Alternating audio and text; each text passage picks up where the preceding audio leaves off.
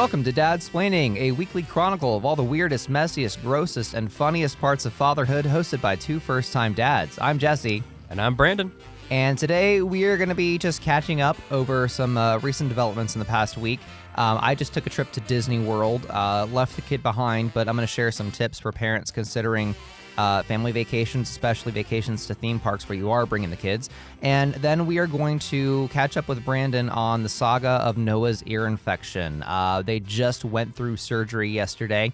So we're going to find out how Noah's doing, how that went, and everything else. But before we get into it, Brandon, if our listeners have questions or comments or just want to connect with us, where can they find us?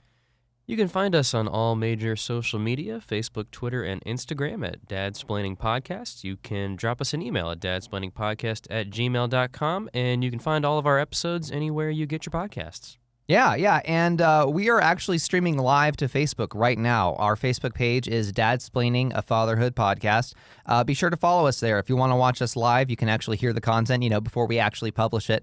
And we have fun. We respond to comments. We respond to messages, and we love hearing from you guys. So be sure to reach out. And, while you're at it, if you're enjoying the podcast, don't forget to leave us a review, a rating, preferably a 5-star rating, but, go wherever your heart leads you. All those little things actually help us expand our audience and connect with more dads, and that's why we're doing this. So we would greatly appreciate it.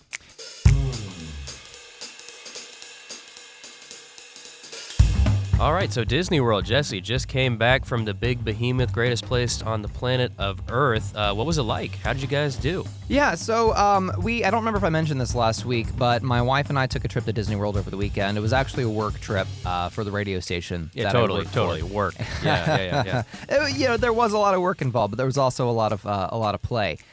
We left David behind. My son David is 15 months old.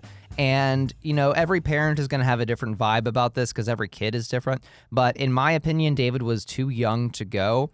He's not really going to get much out of it at this age. He's not making long-term memories. 10 years from now, 20 years from now, he's not going to look back and be like, gee, we had such a great time together at Disney World. He wouldn't remember it anyway. And it would be, honestly, a lot of trouble. Carrying around an infant like that. And, he can barely walk at this point. You still got to stop for all your meals and snacks and diaper changes. And, while Disney World is a family place, so they're accommodating to that kind of stuff, it's still a massive theme park. So that's not super easy. But it was a fun trip. The thing I like about Disney World is it's a great place for kids as well as adults. Even if you're a married couple going there with no kids with you, you can still have a lot of fun. There's still a lot to eat and drink and see. Oh, okay. We had a great trip. And while I was there, I saw a lot of families with kids of all ages, and it kind of got my gears turning, got me thinking, once David is old enough to come to Disney World, what kind of lessons do I want to learn from the parents that are around me? What are they doing right? What are they doing wrong? So I started taking mental notes, and I wanted to share some of those with you guys this week. So the first thing that we noticed is parents you have to come to the decision of, if your kid is pretty young, do I or do I not take a stroller with me? And what's on your mind is, this big, massive stroller is going to be a hassle. I got to unfold it and fold it, and we got to get on the shuttles to go from park to park. And, even if it's not Disney World, if you're just going to a theme park for vacation, I got to get through security with this thing and all that kind of stuff. So maybe I'll just bring the kid and just carry him everywhere. Well, keep in mind, if you're going to do that you're going to have to be carrying your kid everywhere for several hours, and that's walking from ride to ride. That's standing in line for a long time. That's eating. That's just everything. And your kid's going to get tired as well as you, if they're walking around. So there's nothing worse than dragging along a child who is exhausted, because when kids get angry, they get grumpy. Of course, that's true for adults too. Oh, yeah. But it's, in my opinion, it's worth it. And what I would say is, if you're not going to bring your own stroller, a lot of theme parks, I know Disney World's one of them, will rent out strollers. So look into that. Figure out what the plan is. Grab one from somebody. Grab a double stroller if you've got multiple kids, because otherwise you're probably going to wind up miserable, honestly. Yeah. There's the other thing that I learned from someone I talked to while I was there, who said on a previous trip their toddler got away from them Oh at boy. and this was in, if you've ever been to Disney World, there's Animal Kingdom. It's this big park that's like very safari, very wild, lots of stuff going on. Their kid got separated from them. It was only for about 2 minutes, but the kid was like, you know, just barely walking age. So that's terrifying. You know, luckily another parent found the kid, grabbed her, and brought her back to them. But that can go so wrong. So one thing that you may want to consider, and every parent is going to have their own opinion on this, and I'm torn on it myself, is the leash. Yeah. You know, sometimes it's tied to the kid's wrist, sometimes it's tied to their backpack or something, and then you're on the other end. I have always put up a fight against this in my mind. My wife and I have talked about it before, and I've been of the opinion of it just looks so degrading. Like, I don't want to treat my child like a dog.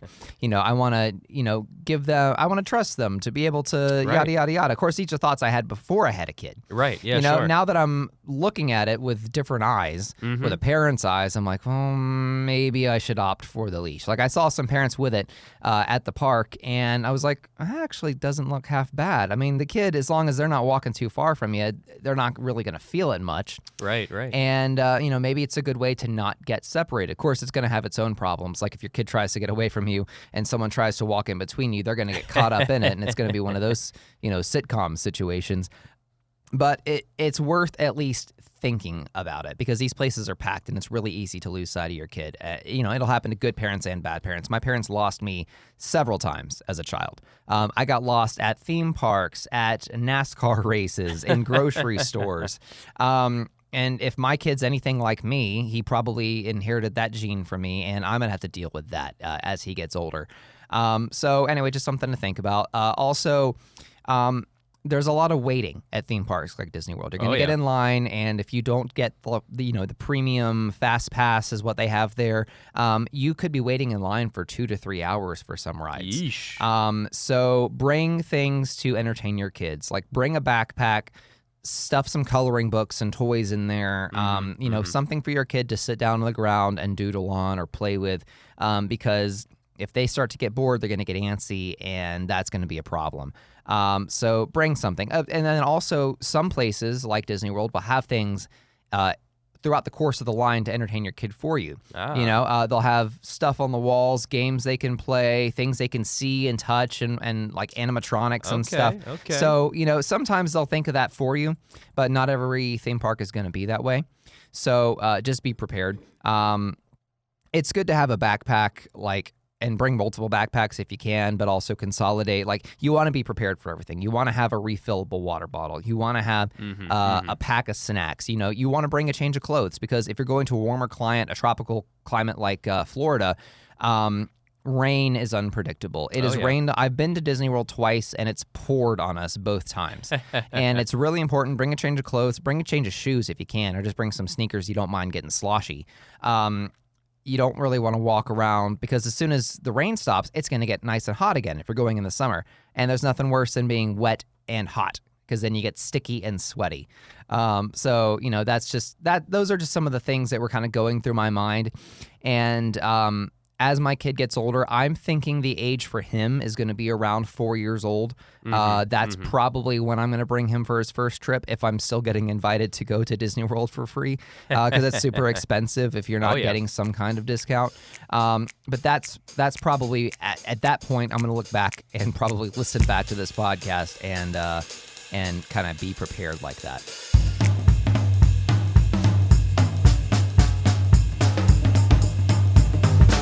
So now on to today's main topic. We teased this last week. This is sort of an odyssey that Brandon and his wife Austin have been going on for several months with their son Noah.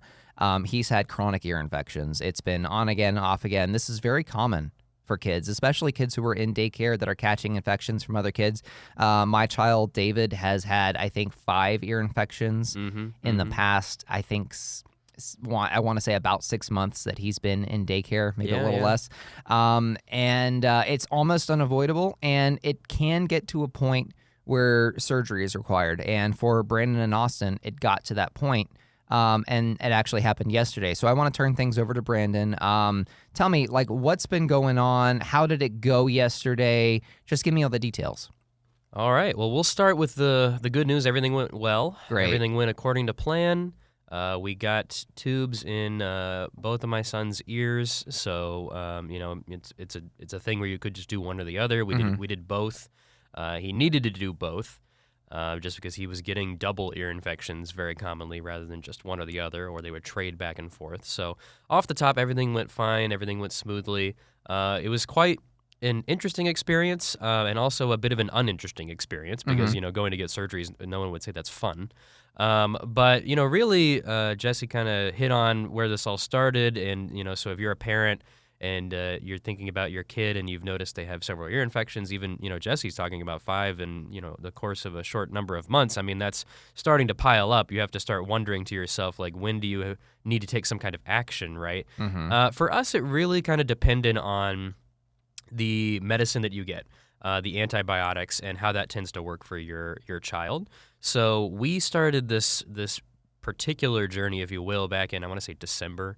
It's now February for those of you who may be listening to this podcast later. So it's been 2+ months, and the reason why we were kind of pushed to the edge here and having to take a more drastic step like a surgery and getting tubes is because the ear infections just would not go away. Right. So if you have multiple ear infections and they can go away and can kind of be treated with medicine, that can be fine.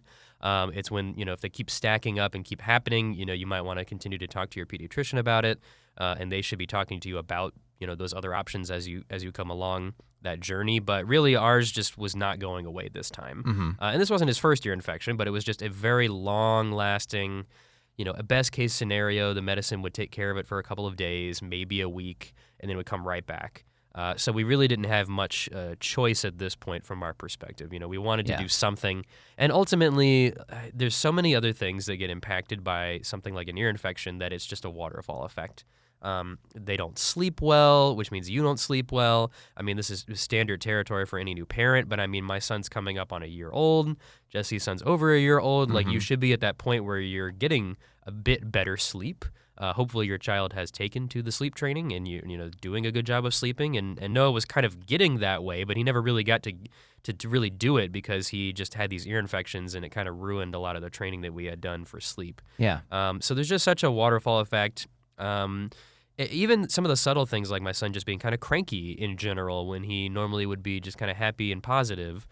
So it's just, there's just so much stress that kind of goes with it as a parent. Right. And ultimately, it's a conversation to have with your doctor. I don't know if you could just kind of say force the issue and say, I demand to get ear surgery and get the tubes or not. I mean, it's certainly, the parents electing to do so in concert with your doctor. I mean, all the signs for us were pretty straightforward and pointed to this is what we needed to do. There's only so much suffering a parent can take. Oh, yeah. And so just really be on top of it as a parent. So we went through the process, and once you've decided you're going to do this, you have to go from seeing a pediatrician to seeing an ear, nose, and throat doctor, or an ENT. So a specialist to kind of vet the situation, and ultimately those are the people who are going to do something like the surgery to put the tubes in. So we went to see the ENT. They basically listened to our story, kind of heard what we had to say, took a look for themselves, obviously, and kind of concurred, and kind of everybody got on the same page. I mean, it was really nice that they, asked us, like, what do you want to do? Like, do you think that you need to do something here? And we said, yes, absolutely. And then, the doctor agreed and had the same recommendation. And I was like, that's all I wanted to hear. Like, at the point when you go to see the ENT, if you're me, at least, it had been a long time, a lot of ear infections or one really long ear infection. I'm like, the only thing I want to hear out of your mouth is, please, let's do the surgery. That's it. One kind of tidbit on the side that happens with the ENT process that was a little interesting is that they will do a hearing test for your child to see if their hearing is impaired. This is something that also helps them kind of understand impacts or challenges that could be caused by something like an ear infection, because an ear infection is just a big buildup of pus and fluid in the ear or ears. And so that becomes painful because it's just building up and sitting there, and it can't drain properly or anything of that nature. And so they did the hearing test at the ENT, and it was very interesting. They put Noah and my wife went with him. They went into this room that was kind of like what I imagine like a small bunker, essentially, or like a soundproof room, if you have any kind of concept of that. And they sit in the middle of the room, and around the room are different speakers and different, frankly, toys. Honestly, they kind of, I guess, made it feel like kid friendly or whatever. They had like little things that look kind of like little kid toys or like little drummer toys that would make sounds. And this person who's an audiologist, which is just a fun word, I think. Yeah, I've met those. Yeah. Would basically play different sounds at different parts of the room, at different decibel levels as well. So they're basically testing left ear, right ear to be able to see if the hearing is, if they're turning to the left when a noise to the left happens, if they're turning to the right if a noise to the right happens. And then they're doing the same thing but at different decibel levels. So the decibel is like how loud the sound is or how soft the sound is. And so they would test, louder, quieter, left, right, louder, quieter, et cetera, to figure it out. So my son actually had a little bit of hearing difficulty and loss as a result of the ear infection that he was dealing with. Yeah.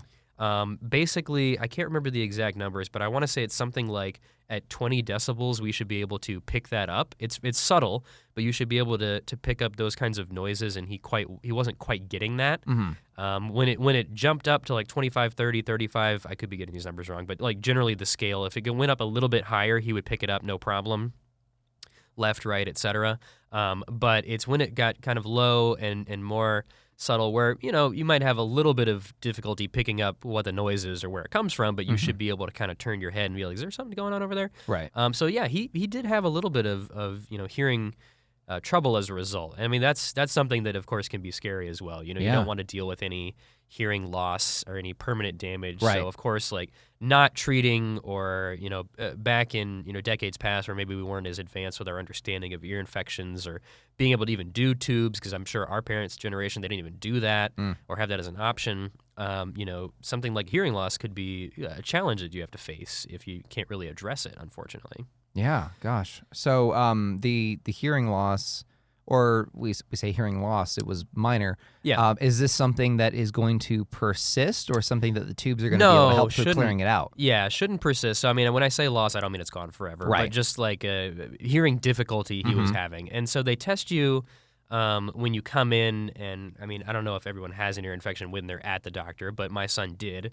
And so they, rightly pointed out that that's the reason why. Like, he's got the blockage. Yeah. I mean, if you can imagine, like, kind of wearing, like, an earplug or something, you couldn't hear everything going on around you. So it'd kind of be like you have a little bit of a barrier there, and that's what was causing the problem. So the way it works is, we get the surgery, and then we'll go back in about a month, and we'll do the hearing test again. And just to make sure that everything's cleared up now that he's got the tubes put in. Gotcha. But that was kind of an interesting side trip that I didn't expect or know was going to happen, but obviously very important. Yeah. Something I hadn't been concerned about or thinking about because I didn't know it was part of the process. But just another reason, I guess, for parents who are going through this to just be very cautious, to be very open and talking with your doctor, because you certainly don't want to. No parent would sign up for hearing loss. Absolutely. So it's not something that's on my mind. I'm sure it's not something that's on a lot of parents' minds before you start thinking about surgery. But that could be something that you want to be on top of, because you certainly don't want to face any challenges long term with your child's hearing. Absolutely.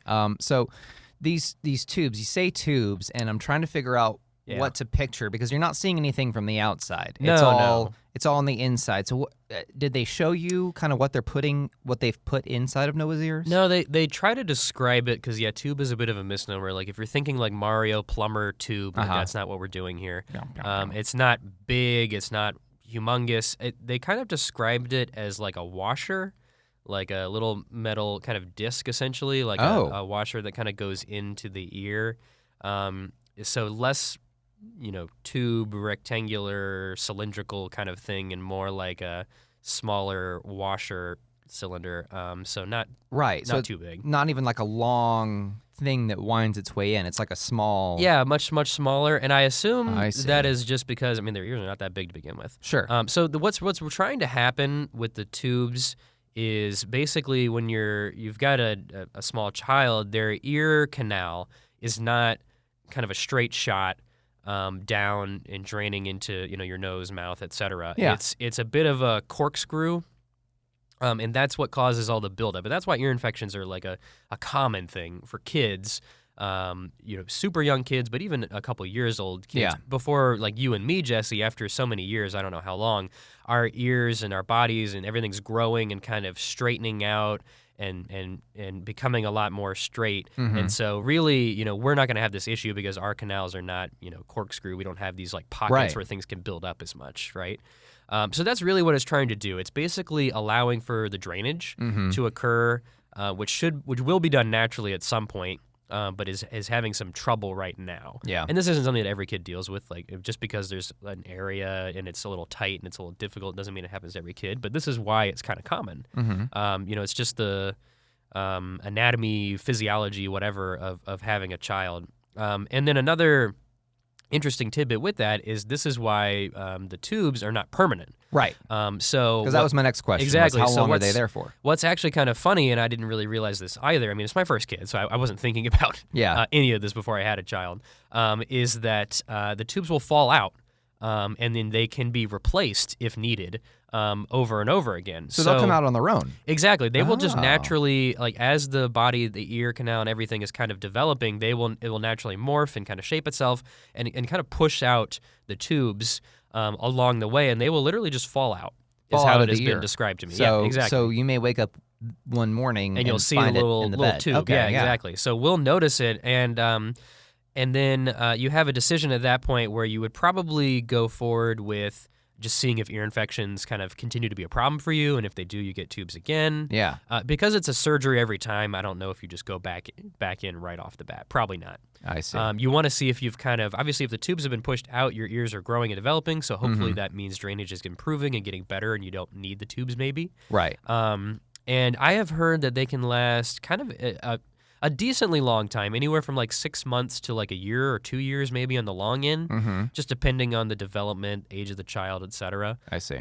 So I don't know how soon we'll deal with the tubes falling out, but presumably we'll go through the process kind of again of seeing if he's okay, seeing if he develops a lot of ear infections all of a sudden, and then kind of going back and getting it done again. I see. Yeah, Okay. exactly. So lots of interesting things that you kind of learn about the situation and the needs Yeah. behind it. The good news, I guess, on the other side is I have been mentioning the word surgery, which sounds very terrifying. Yeah. It does to me too, and that's really the only way to describe it because it is a procedure that is done and performed by a doctor. We did ours at a local hospital.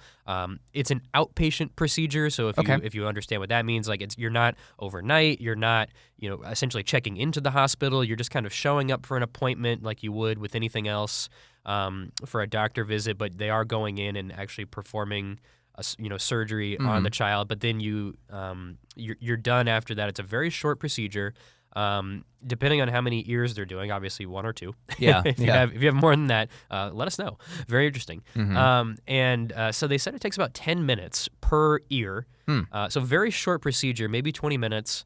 Add a few onto that for like prep and whatever. Right. And really the interesting thing about it is it does involve anesthesia, so they do put the child to sleep. Sure. So that's another kind of factor to take into place as well, and that's another thing that's kind of scary, right? Like having your child kind of put under essentially, and you're envisioning and pulling up, conjuring images of like on a table and the scalpels and like all the things you don't want to think about. And there's too many doctor shows that we have way too good of an insight into like the fake real world of surgery.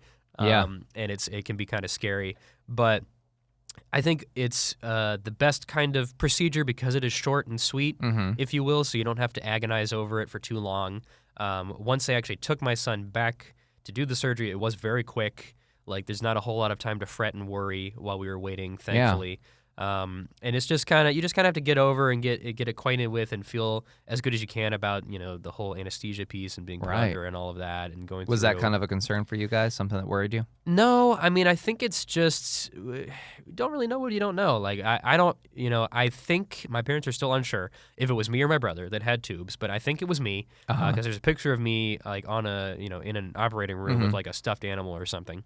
So I don't know what that was for if it wasn't for tubes. Isn't that great? This is the little aside. Isn't that great how parents will say that, like years on, they'll Yeah. say, one of you guys had this medical issue. Because Right. like as a young parent, I mean, I've only got one kid right now, but I'm thinking I'm going to remember all Yeah, of how are you going to this. forget about it? Yeah. Like this is such a dynamic moment in my life, in my child's life. I'll never forget it. Totally. And then because 25 years later, you've gone through a million of these with at least one child. So, it's surprising, like hearing them say that, like one of you guys had tubes. Like how could you not know whether it was Brandon or Brad? Like what? But, exactly. if I'm thinking about it, yeah, it kind of makes sense. Coupled like in it with all sleep kinda, deprivation, anything is possible, my friend. I imagine.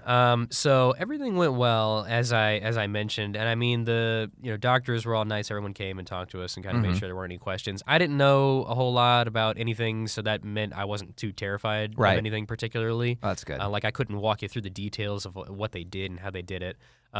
But essentially, they obviously they go in and kind of drain out whatever's in the ears at the time to enable them to kind of put in the tubes. And my son, as I said, has had a double ear infection, and so afterward the doctor told us, like, man, you guys really needed to get this done and be here because his ears were just full of the liquid and the pus and like in both ears, and so they had to clean it out.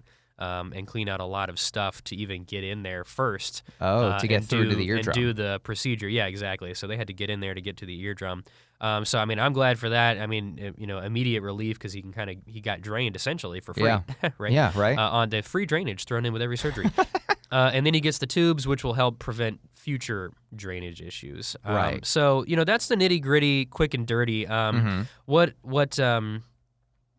What I think parents maybe are going to be most interested in more than you can go and look up how the procedure is done and kind of what it entails. It's not too much. I mean, you're just putting in a tube in each ear. It's very straightforward. There is the anesthesia component.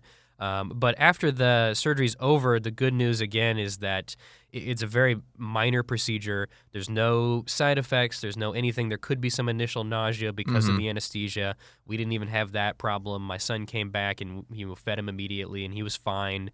He was super hungry because part of this is that you can't eat like 6 hours before the surgery. Oh, that's got to be so hard for a kid that age. Exactly. So depending on your time of surgery, you could be missing out on like a half day of food, which is what happened with my son. Jeez, man. It was crazy. He went from like 4 a.m. was the last time we could feed him, and then he didn't probably eat until I want to say like 1:30 or 2 in the afternoon. Wait, so not only is he not eating, you're waking him up at 4 a.m. That's, I'm sure, before he normally wakes up. So we didn't wake him up there for the surgery. We woke him up to feed him. And then put him because back. that was the last possible time we knew we could feed him. I understand. Before the surgery. Okay. Yeah. Good news is our surgery was at like 11:30, so it wasn't terrifying. Good.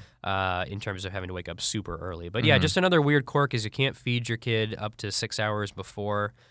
So we planned to wake up at that time and feed him and get him as much food as he could stand. And then of course he was cranky pants for most of the morning because he hadn't eaten and he missed out on probably like 2 feeds along the way, which is crazy. Yeah. But then he was just guzzling food after that. And then like I said, no side effects, no ill effects. They say that like beyond the initial day, there's nothing to worry about. My son's back at daycare today, the day after surgery. I'm back at work. His mom, my wife, is back at work. I'm sure my mom is working today too.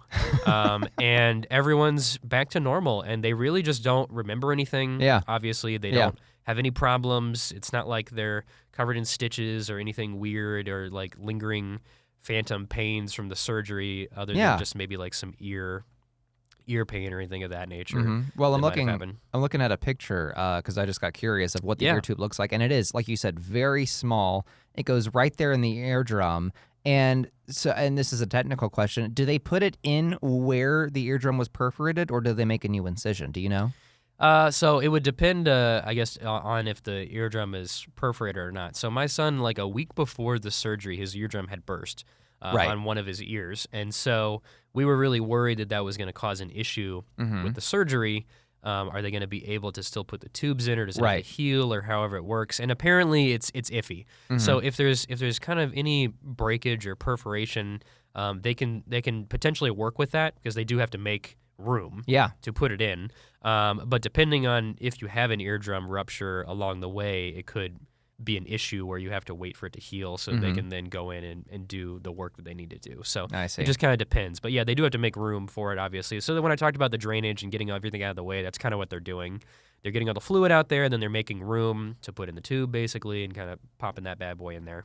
I see. Okay, because I remember you saying that when his eardrum burst, it actually provided some relief. And it makes sense when you think about it. If you've got all of that blockage going on, to have a hole open up to allow for some drainage, I'm sure can relieve a lot of the pressure. And I guess that's what the tube is doing. Exactly. That's kind of the point, right? So when you hear eardrum rupturing, it sounds terrifying. Absolutely. I was afraid. Everyone was afraid. I was expecting like a big pop and a bang and like bursting and explosions, Michael Bay style. And it's not that bad. It sounds terrible, but it's not. It's like the nicest rupture you could ever imagine because, it releases the flood, if you will, that had been building up. And then again, that's exactly what the tubes are trying to do, is trying to allow like a natural drainage so that if there is any buildup or liquid, it just kind of comes out, drains naturally, doesn't get stuck and build up and creates like a tight, ball of pus or anything of that nature in the ears.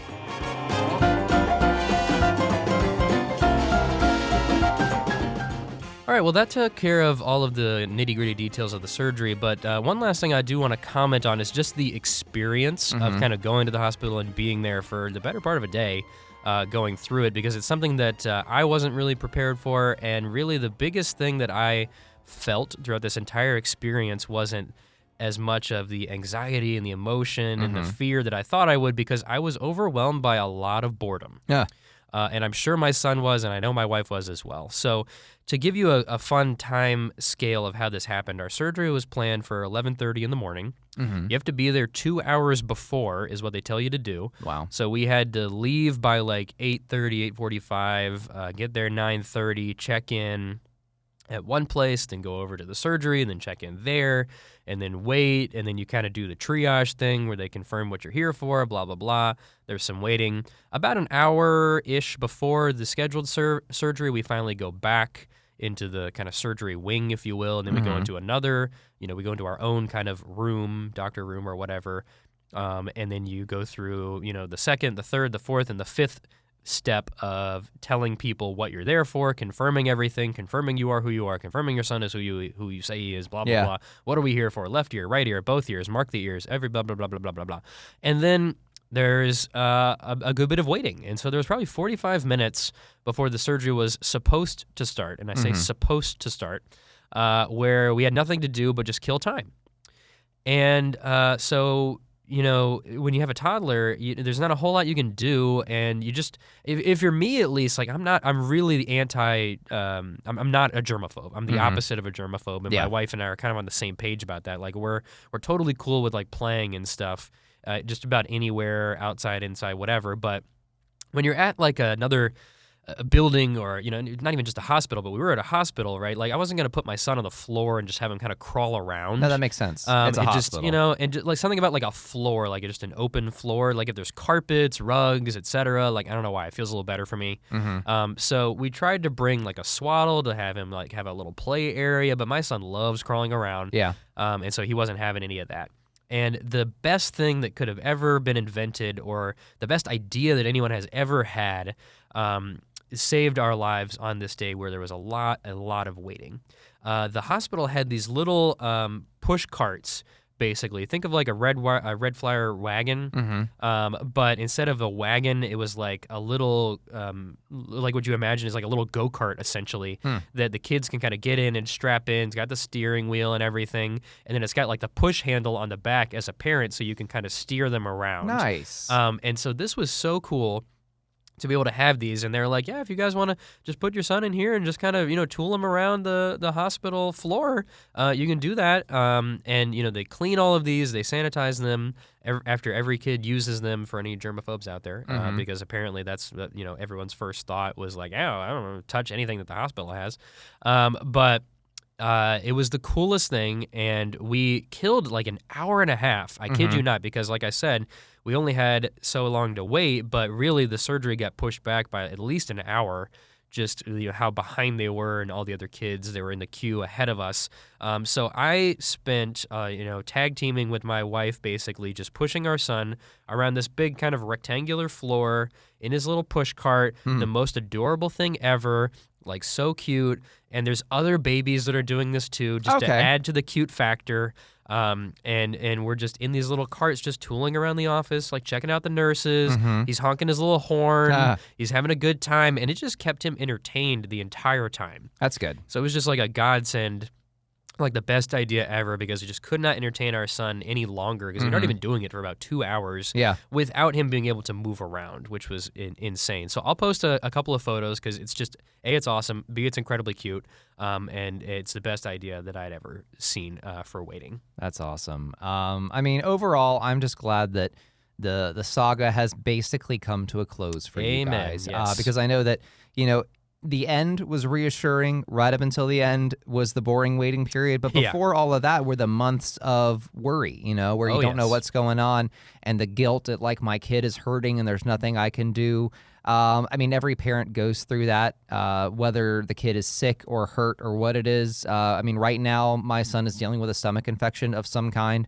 My wife's home with him today. I was home with him yesterday. He actually got sick while we were in Disney World, so we weren't even with him. Oh, boy. So we were just getting texts from his grandma saying, well, David threw up today, and then he threw up again, and he doesn't really have an appetite. And so you have to kind of deal with that from afar. And then you deal with it up close. So you get, vomited on, which is not fun, and compounds the anxiety. And, it's something that every parent deals with. And for you guys, I'm glad that it's over and that he's going to have some relief for a while. Yeah, absolutely. Yeah. Thank you. Appreciate that. Jesse, it's been a long saga. You guys have been here with us. We appreciate you and Ashley and all the support you guys give us. And we definitely hope David starts to feel better this week. Thanks. So that's going to do it for this week's episode of Dadsplaining. Hey, Brandon, what are we talking about next week? Well, Valentine's Day is just around the corner. It is happening this week, so we're going to do a little bit of a fun theme. We are going to talk about the 5 love languages. So for any parents out there, any couples out there, married or otherwise, the love languages talk a lot about how different people like to show love or receive love. So it'll be kind of a fun little theme, and we'll go away from the parenting side of things, and we'll talk a little bit about the relationship side of things. Oh, yeah. And then we're going to dig into an article that one of our listeners submitted to us through the Facebook page titled, Why Danish Parents Leave Their Kids on the Curb at Stores and Restaurants.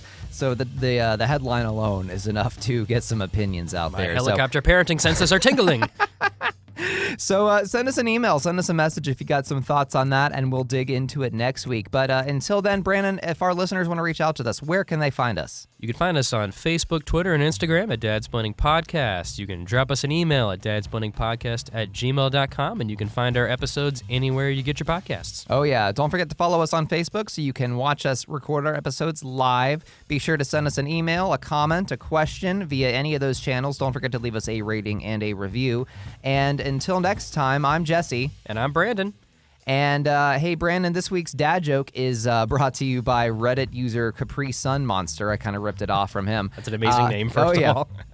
But the other day, I don't know if I told you, a clown held the door open for me. Oh, wow. Yeah, Great. I thought it was a nice gesture.